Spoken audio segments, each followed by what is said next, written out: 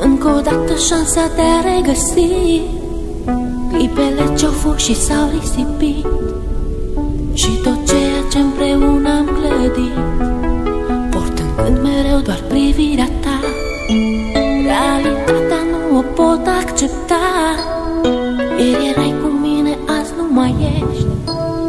Ce s-au scris cândva au fost doar povești. Tu spuneai mereu trăiește-ți clipa, viața însă n-a putut ierta. Tu ești sus acolo printre îngeri, mi-a rămas doar amintirea ta. Vei rămâne în gândul meu, la bine și la greu. Iar tot ceea ce-am făcut împreună ne va lega mereu.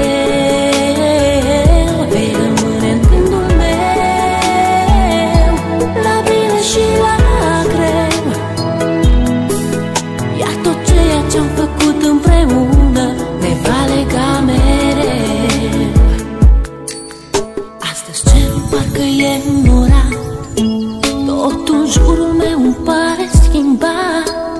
Uneori viața e de neînțeles, ea nu iartă, iar tu nu ai de ales.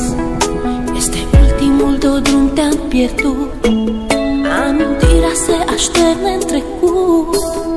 Ieri erai un suflet nevinovat, astăzi îngerii din cer mi te-au luat.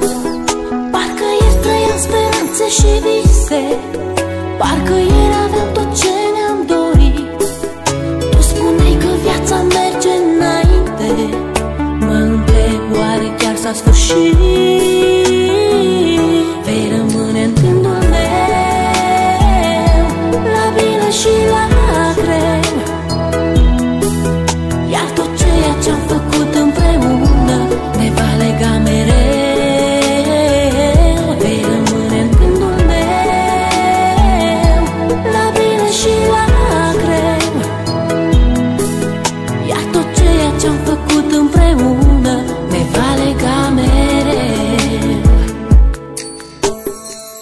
Știu că mă auzi. Este poate ultima oară când te privesc în ochi, ultima oară când îți văd chipul, ultima oară când îți vorbesc.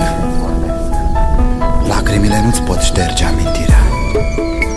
Ai ales un drum pe care nu există suferință, nici durere. Mi-e greu să accept, însă, independent de noi, viața merge înainte. Speranțe și vise, parcă ieri aveam tot ce ne-am dorit. Tu spuneai că viața merge înainte, mă întreb oare chiar s-a sfârșit.